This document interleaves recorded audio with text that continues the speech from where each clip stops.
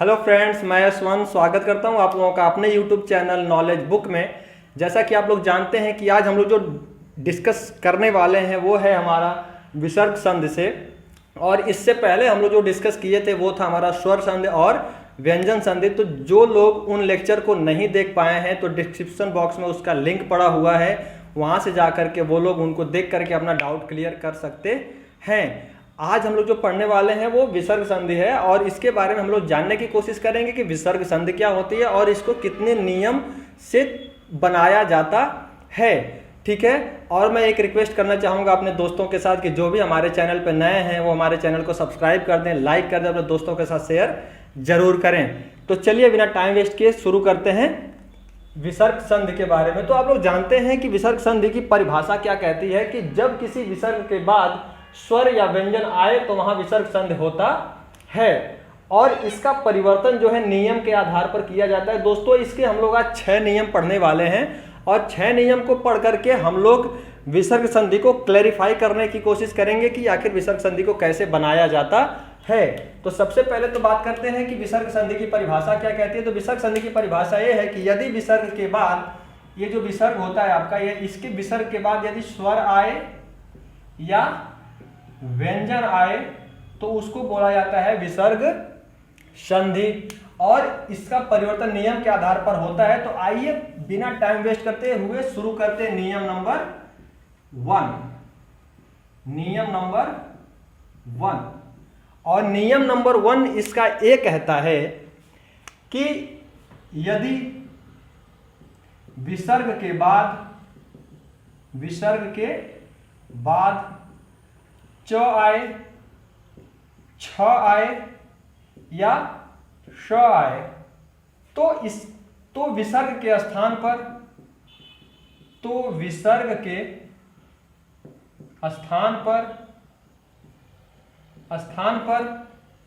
श लिखते हैं। इसी प्रकार से दोस्तों, यदि तो विसर्ग के बाद यदि त आए, थ आए या फिर स आए तो विसर्ग की जगह पे क्या लिख देते हैं? श लिख देते हैं। और यदि विसर्ग के बाद यदि ट आए, ठ आए या फिर श आए तो विसर्ग के स्थान पर क्या लिख दिया जाता है? श लिख दिया जाता है। चलिए हम लोग उदाहरण के माध्यम से समझने की कोशिश करते हैं। समझ में आ गया होगा पहला नियम क्या कहता है कि विसर्ग के बाद यदि च, छ, श आए तो श, त, थ, स आए तो स या विसर्ग के बाद ट, ठ या श आए तो श लिखते हैं। चलिए हम लोग एक एग्जाम्पल के माध्यम से समझने की कोशिश करते हैं। जैसे यहां पे लिखूं मैं हरि धन चंद्र। आप लोग क्या देख पा रहे हो कि यहां विसर्ग तो है, विसर्ग के बाद क्या आया हुआ है? च आया हुआ है। तो विसर्ग के स्थान पर हम लोग क्या यूज करेंगे? श। तो क्या हो जाएगा ये? हरीश चंद्र। क्या हो जाएगा? हरीश चंद्र। उसके बाद एक और एग्जांपल देख लेते हैं हम लोग। क्या? निह धन तेज। देख रहे हैं कि ये विसर्ग है, विसर्ग के बाद क्या आया हुआ है? त आया हुआ है। तो विसर्ग की जगह पे क्या लिख देंगे हम लोग? श। तो क्या हो जाएगा ये? निस्तेज। निस्तेज हो जाएगा। एक और एग्जांपल लेते हैं। कौन सा? निधन छल। देखिए यहां पे विसर्ग है, विसर्ग के बाद क्या आया हुआ है? छ आया हुआ है। तो इन दोनों तो विसर्ग के स्थान पर क्या इस्तेमाल कर दिया जाएगा? छ है तो श। तो क्या हो जाएगा? निश्चल। क्या हो जाएगा? निश्चल। आई होप आपका पहला नियम समझ में आया होगा। चलिए बात करते हैं नियम नंबर 2 पे कि नियम नंबर 2 क्या कहता है। दोस्तों नियम नंबर 2 कहता है कि नियम नंबर 2 कहता है कि यदि विसर्ग के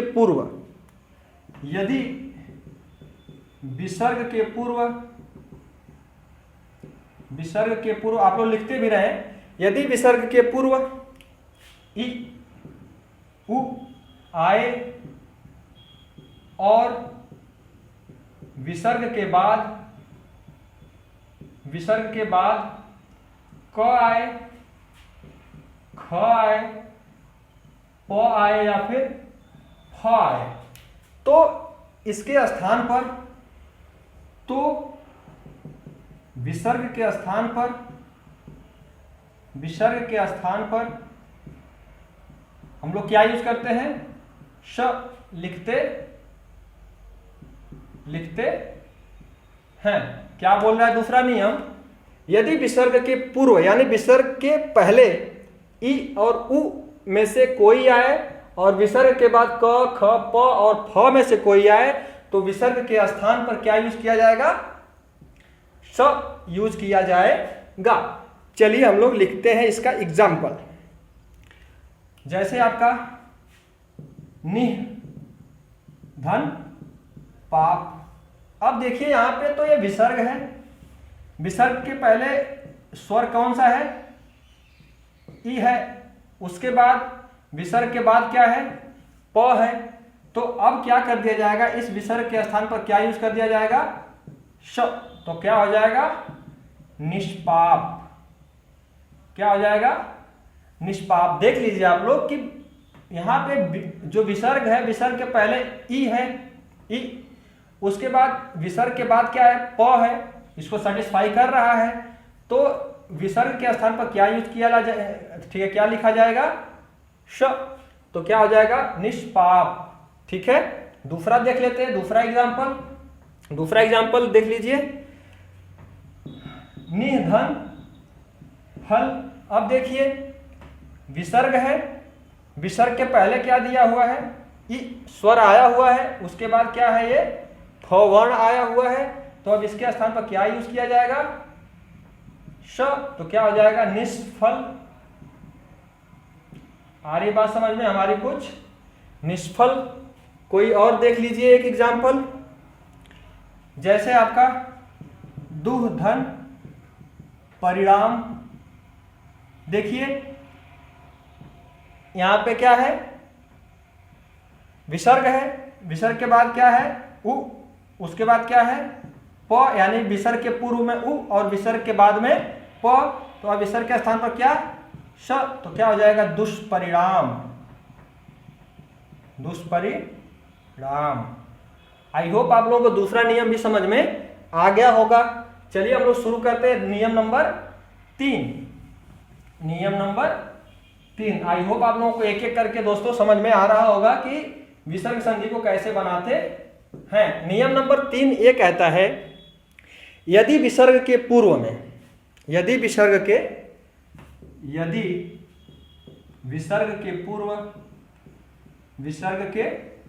पूर्व अ आए और विसर्ग के बाद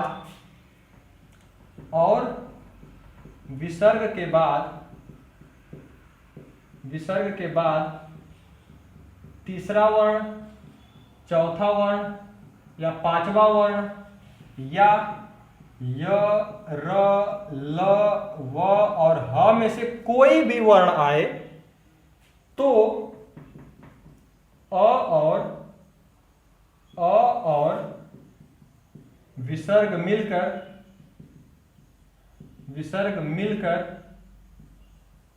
ओ बनाते हैं। आई बात समझ में?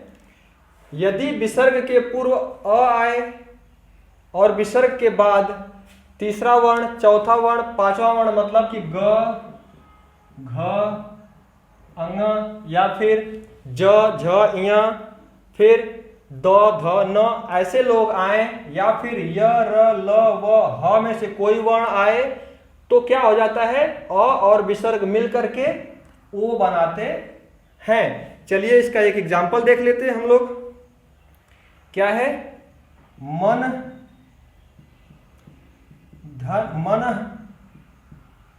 धन रथ हो गया। देखिए ये जो न बना हुआ है आपका, वो न प्लस अ से बना हुआ है।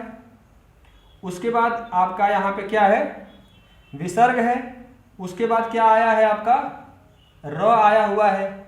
तो देखिए इसको सेटिस्फाई कर रहा है कि नहीं कर रहा है कि आपका विसर्ग आया हो, ठीक है, विसर्ग हो और विसर्ग के पहले अ हो और विसर्ग के बाद क्या हो, तीसरा चौथा पांचवा वर्ण या फिर य र ल व ह हो, तो अ और विसर्ग मिल करके वो बनाते, क्या बनाते हैं, ओ बनाते हैं। तो ए ओ किसके साथ जाकर के जुड़ेगा, न के साथ जुड़ेगा, तो क्या बना जाएगा, क्या बन जाएगा, मनोरथ। क्या हो जाएगा, मनोरथ हो जाएगा। इसी प्रकार से एक और देखते हैं, मनः धन, मनः धन ज, ठीक है। अब देखिए ये न जो है आपका किससे किससे, न प्लस अ से, उसके बाद ये विसर्ग है और उसके बाद ज है, तो च छ ज, ज आपका किस कौन सा वर्ण है, तीसरा वर्ण है, मतलब ए वाला वर्ण हो जाएगा ज। इसके लाइन में आएंगे तो च छ ज, तो अ और विसर्ग मिलकर क्या बना देंगे, वो बना देंगे, और ए ओ किसके साथ जाकर के मिलेगा, न के साथ मिलेगा, तो क्या बना देगा, मनोज। आ रही है बात समझ में। एक और एग्जांपल देख लेते हैं, यशः धन धरा। देखिए यहाँ पे स जो बना है वो श प्लस अ से बना हुआ है, उसके बाद विसर्ग है, उसके बाद क्या है, ध, तो त थ द और ध चौथा वर्ण है, चौथा वर्ण है, और यहाँ पे अ और विसर्ग मिलकर क्या बना देंगे, तब वो बना देंगे, तो क्या हो जाएगा, यशोधरा, यशोधरा, ठीक है। आई होप आप लोगों को तीसरा नियम भी समझ में आया होगा। मिटा दें अब इसको। चलिए अब बात करते हैं नियम नंबर 4 के ऊपर, ठीक है। नियम नंबर 4 के ऊपर बात करते हैं। नियम नंबर 4 क्या कहता है कि यदि विसर्ग के पूर्व में अ आया हो, या इसको मिटा दें, क्या मिटा देते हैं, फिर लिख देते हैं फिर से। यदि विसर्ग के पूर्व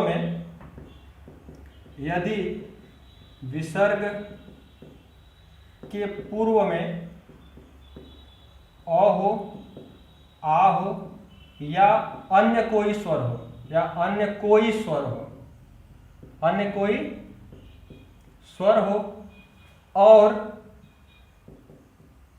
और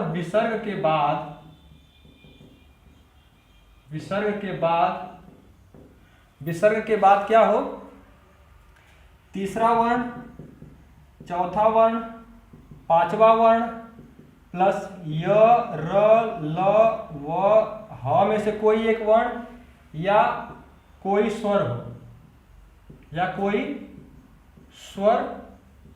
हो, तो क्या होता है, देखिए यदि विसर्ग के पूर्व अ आ या अन्य कोई स्वर हो और विसर्ग के बाद तीसरा चौथा पांचवा वर्ण या फिर य र ल व और ह या फिर अन्य कोई स्वर हो, तो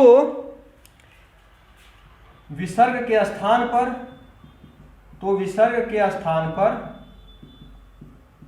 पर र लिखते हैं। इसके कहने का मतलब यह है, यदि यहाँ पे विसर्ग है, इसके पहले अ हो, आ हो या अन्य स्वर हो, ठीक है, और बाद में क्या हो, तीसरा वर्ण हो, चौथा वर्ण हो, पांचवा वर्ण हो, या फिर य र ल व ह हो, या फिर अन्य स्वर हो, तो इस विसर्ग के स्थान पर हम लोग क्या लिखते हैं, र लिखते हैं। इस विसर्ग के स्थान पर हम लोग क्या लिखते हैं, र लिखते हैं। देख लीजिए एक एग्जाम्पल के तौर पर, कौन सा, निधन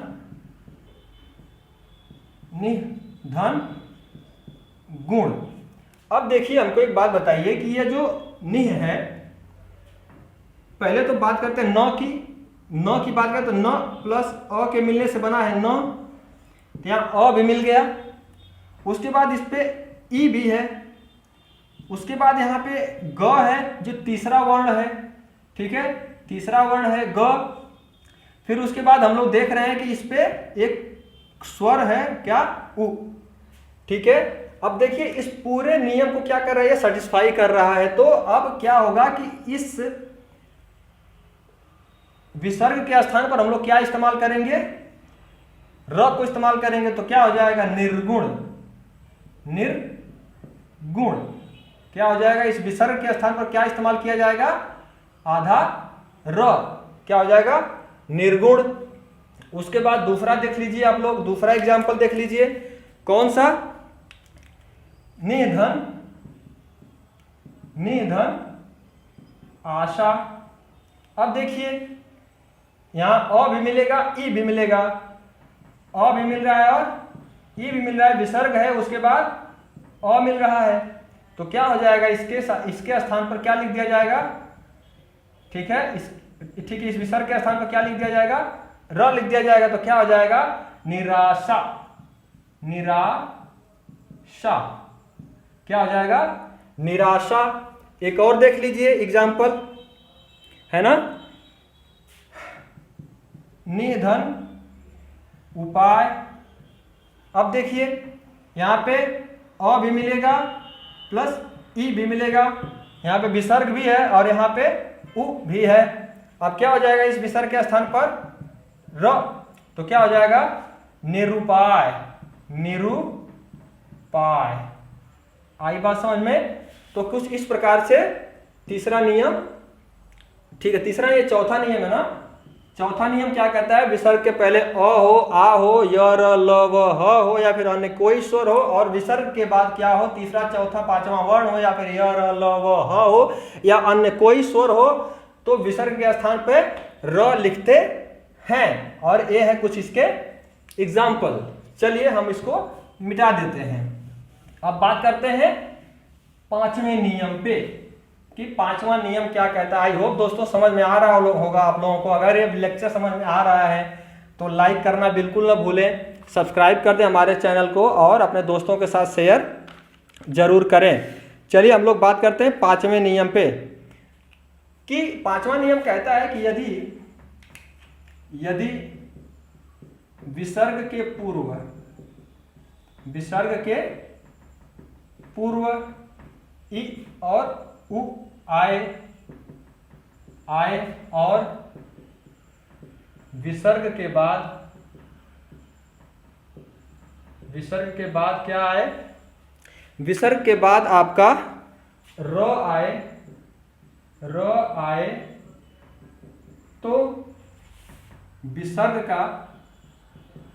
विसर्ग का लोप हो जाता है और लघु स्वर दीर्घ स्वर में बदल जाते हैं। इसके कहने का मतलब यह है कि यदि यह विसर्ग है, विसर्ग के पहले अगर ई और उ आए और विसर्ग के बाद क्या है, र आ जाए, तो इसका लोप हो जाता है। विसर्ग का क्या हो जाता है, लोप हो जाता है। और जहां भी ये जो आपके लघु स्वर हैं वो दीर्घ स्वर में क्या हो जाते हैं, बदल जाते हैं। किस स्वर में, दीर्घ स्वर में बदल जाते हैं। चलिए देखते हैं कैसे बदल जाते हैं।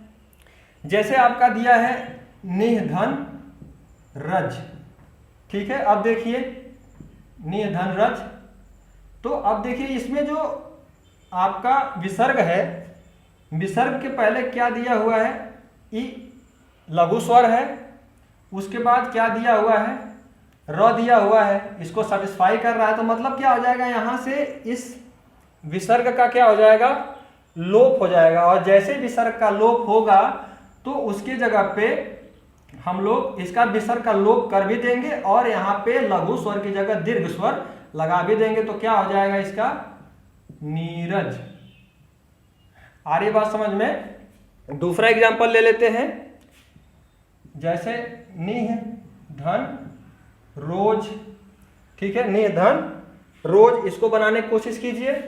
देखिए ये जो हमारा विसर्ग है, विसर्ग के पहले कौन सा स्वर है, लघु स्वर है, उसके बाद क्या है, र है। तो यहां से विसर्ग का क्या हो जाएगा, लोप हो जाएगा, और ये जो लघु स्वर है वो किस में बदल जाएगा, दीर्घ स्वर में। तो क्या हो जाएगा, निरोज। कोई और एक एग्जांपल देखें,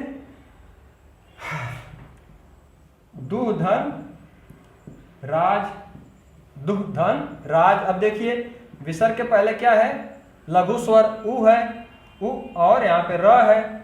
अब क्या हो जाएगा, इसका तो लोप हो जाएगा, और क्या हो जाएगा, ये दुराज हो जाएगा। देखिए लघु स्वर किस में बदल गया, दीर्घ स्वर में। ठीक है, फिर ये जैसे का तैसा, और यहाँ से विसर्ग का लोप। तो आई होप आप लोगों को नियम नंबर 5 भी समझ में आ गया होगा। ठीक है, अब हम लोग बात करते हैं विसर्ग संधि के नियम नंबर 6 पे, और समझने की कोशिश करते हैं कि नियम नंबर 6 विसर्ग संधि का क्या कहता है, और ये आखिरी नियम है इसका। ठीक है, चलिए चले नियम नंबर 6 पे बात कर लेते हैं। नियम नंबर 6 बहुत ही इंपॉर्टेंट है दोस्तों, और कभी कभी एग्जाम में पूछता भी इसी से है। ठीक है, चलिए नियम नंबर 6 क्या कहता है कि विसर्ग के पूर्व यदि अ हो, अ आए, तो विसर्ग और अ मिलकर, अ क्या होते हैं, मिलकर ओ बनाते हैं, ओ बनाते हैं, और विसर्ग के बाद यदि अ आए, तो विसर्ग का लोप हो जाता है,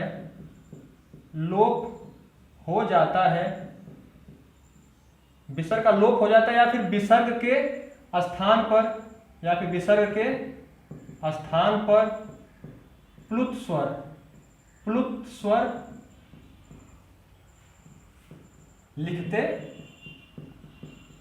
लिखते हैं।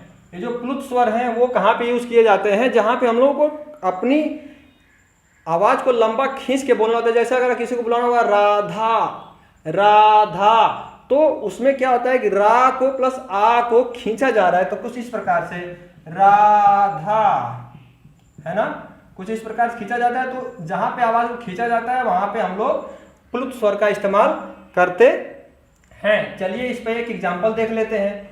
6वां नियम क्या कहता है कि विसर्ग के पूर्व यदि अ आए, तो अ और विसर्ग मिलकर के ओ बनाते हैं, और यदि विसर्ग के बाद अ आए तो वहां पे विसर्ग के स्थान पे प्लुत स्वर का इस्तेमाल किया जाता है।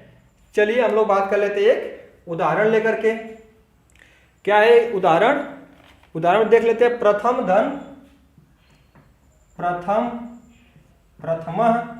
धन अध्याय। अब देखिए यहाँ पे ये तो विसर्ग है, विसर्ग के बाद जो म है वो किससे मिलके बना है, म प्लस अ से, मतलब ये विसर्ग के पहले भी अ है और विसर्ग के बाद भी अ है। तो अब क्या करेगा, ए अ और विसर्ग मिलकर के तो ओ बनाएगा, और यह अ जो है वो क्या करेगा, वो प्लुत स्वर लाएगा। तो अब यह और यह दोनों मिलकर क्या बना देंगे, प्रथमो, और यहाँ पे प्लुत स्वर प्रथमोध्याय। ठीक है, उसके बाद दूसरा देख लेते हैं हम लोग। दूसरा एग्जाम्पल क्या है इसका, ठीक है, मनः धन